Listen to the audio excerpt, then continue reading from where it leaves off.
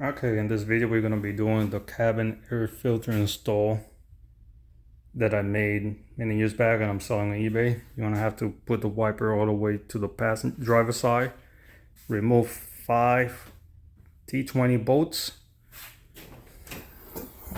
remove the weather stripping that goes there, which I already did, and let's get to it. There's the space where you're going to be working at. Passenger already removed, driver side just slide it up and wedge it. We're gonna go in there, remove that plastic trim, and on the driver side down and over. This is pretty much what it looks like with the filter already installed, pre-cut that I'm gonna be sending.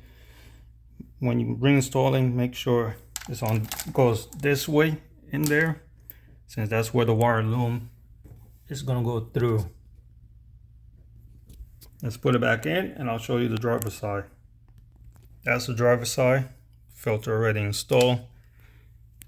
This all being held by push clips, so you just be gentle and pry it out. This is very fragile, it could break.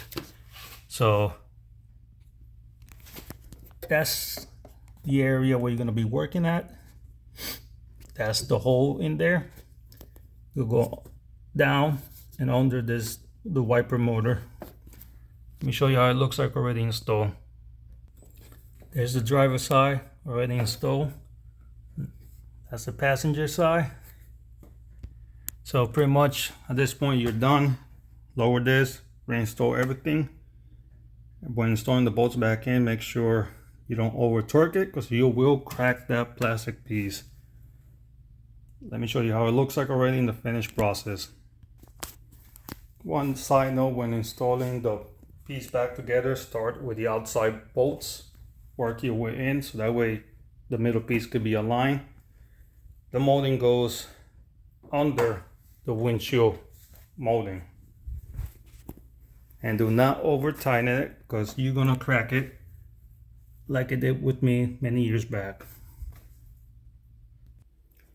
When installing the middle bolts, you might want to lower the hood so we have more clearance to go from the top. One bonus feature when reinstalling the engine bay molding, normally it goes this way with the cushion part on the top, but if you rotate it and you flip it, pretty much what it's going to do, it's going to vent the hot air while driving, therefore making the engine bay cooler.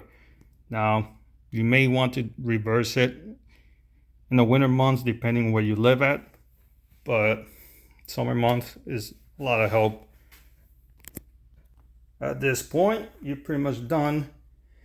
So if you like this video, give it a thumbs up, like and subscribe, and you're gonna enjoy the air filter, the cabin filter for 3-6 months depending on your environment.